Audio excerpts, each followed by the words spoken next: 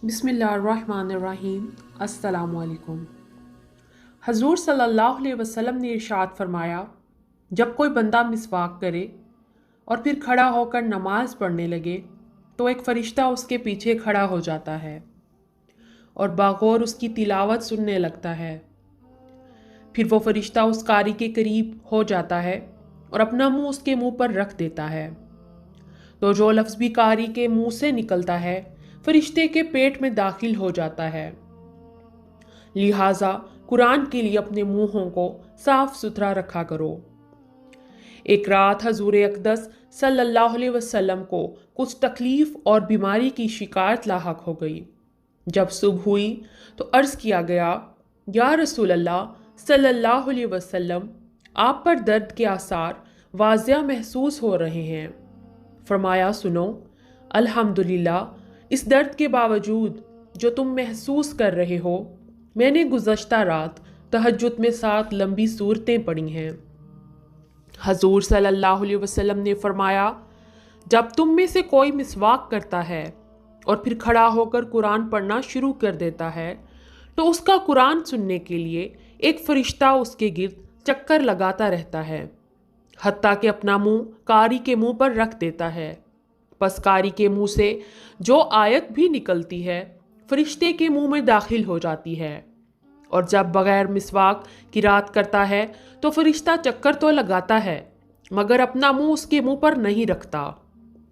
हजूर सल्लल्लाहु अलैहि वसल्लम ने इरशाद फरमाया, जो शख्स तहज्जुद के वक्त उठे तो कुछ आवाज़ से किरात करे, क्योंकि इससे सर के शयातीन और एक जन्नती यास्मीन का फूल अता कर दिया जाएगा और दुनिया के आसमान के 1000 फरिश्ते एजाज़ी तौर पर इन चीज़ों को उठा कर लाएंगे। अभी ये फरिश्ते रास्ते में ही होते हैं तो ये रात आने वाली रात को वसीयत करती है कि इसको तहज्जुद के वक्त उठा देना और इस पर हल्की हो जाना कि इसको बेहोशी वाली नींद ना आने पाए। जब उसकी मौत का वक्त आता है तो कुरान शरीफ उसके सिरहाने खड़ा हो जाता है। जब लोग उसके गुस्ल और कफन से फारिग हो जाते हैं तो कुरान मजीद उस मुर्दा के सीने और कफन के दरमियान आ जाता है। जब वो दफन कर दिया जाता है और मुनकर व नकीर आ जाते हैं तो कुरान शरीफ बाहर निकल आता है और मैयत के और उन दोनों फरिश्तों के दरमियान में आ जाता है। वो दोनों फरिश्ते कुरान से कहते हैं, तू हमसे एक तरफ हो जा, क्योंकि हम इससे कुछ सवालों जवाब करना चाहते हैं। कुरान कहता है, अल्लाह की कसम, मैं इससे हरगिज़ जुदा ना हूँगा हत्ता कि इसको जन्नत में दाखिल कर दूँ। अगर तुम दोनों को इसके बारे में अल्लाह ताला का कोई हुक्म हुआ है तो बजा लाओ। फिर कुरान शरीफ मैयत की तरफ देखकर कहता है, क्या तुम मुझे पहचानते हो? वो कहता है, मैं तो नहीं पहचानता हूँ। कुरान कहता है, मैं तुम्हारा साथी वो कुरान हूँ जिसने तुम्हें रात को जगाया और दिन को भूखा प्यासा रखा। अब तुम खुश हो जाओ कि तुम पर मुनकर नकीर के सवालों जवाब के बाद अब कोई गम और खौफ नहीं है। फिर कुरान शरीफ परवरदिगार के पास जाएगा और मैयत के लिए एक बिस्तर और ओढ़ने की चादर का सवाल करेगा, तो उसको ये दोनों चीज़ें और एक नूर, जन्नत का कंदील और एक जन्नती यास्मीन का फूल अता कर दिया जाएगा और दुनिया के आसमान के 1000 फरिश्ते एजाज़ी तौर पर इन चीज़ों को उठा कर लाएंगे।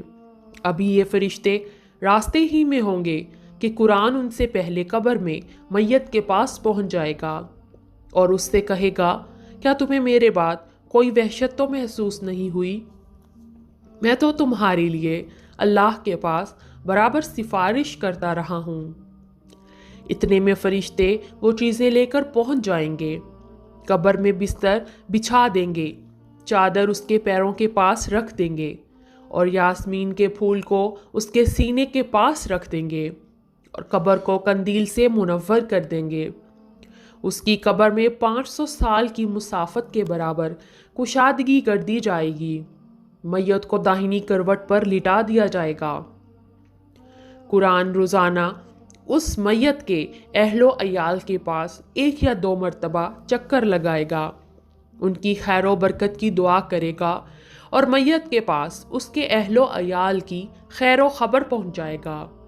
اگر اس کا کوئی بچہ قرآن شریف کی تعلیم حاصل کر رہا ہوگا تو اس کو خوشخبری سنائے گا، اور اگر اس کے اہل و عیال میں بد عملی ہو رہی ہوگی تو روزانہ قرآن پاک پھر بھی 1 یا 2 مرتبہ اس حافظ کے گھر والوں کے پاس آئے گا اور ان کی اصلاح کے لیے رو رو کر دعا کرے گا، مگر میت کو اس کی خبر نہیں پہنچائے گا تاکہ وہ غمگین نہ ہو۔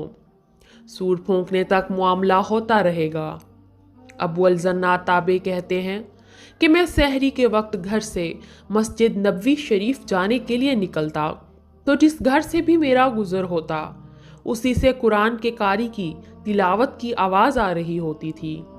ابو قتادہ سے مروی ہے کہ ایک دفعہ جناب رسول صلی اللہ علیہ وسلم رات کو حالات کا جائزہ لینے کے لیے نکلے تو اچانک ابو بکر رضی اللہ تعالی عنہ کے پاس سے گزرے، جو نماز تہجد میں بہت پست آواز سے قرآن شریف پڑھ رہے تھے، اور عمر رضی اللہ تعالی عنہ کے پاس سے گزرے تو وہ بہت بلند آواز سے تلاوت کر رہے تھے۔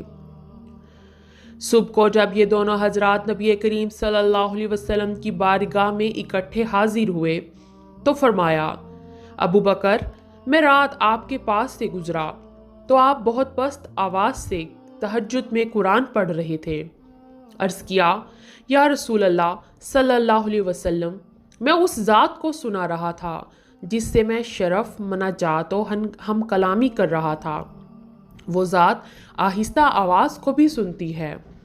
عمر رضی اللہ عنہ سے فرمایا، میں آپ کے پاس سے گزرا تھا تو آپ بہت بلند آواز سے نماز میں تلاوت کر رہے تھے۔ عرض کیا، یا رسول اللہ صلی اللہ علیہ وسلم، میں اونگنے والے کو جگا رہا تھا اور شیطان کو دفع کر رہا تھا۔ اس پر نبی کریم صلی اللہ علیہ وسلم نے دونوں حضرات کو ہدایت کرتے ہوئے ارشاد فرمایا، ابو بکر، آپ تو اپنی آواز تھوڑی بلند کر دو، اور عمر، تم اپنی آواز قدرے پست کر دو۔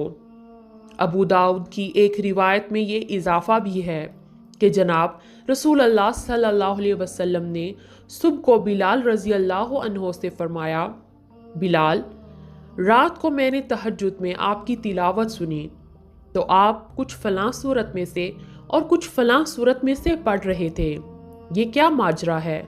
عرض کیا، یا رسول اللہ صلی اللہ علیہ وسلم، اللہ کا پورا کلام ہی عمدہ اور مزیدار ہے، لہٰذا میں ایک مضمون کی متعدد آیتوں کو اکٹھا کر کے پڑھ رہا تھا۔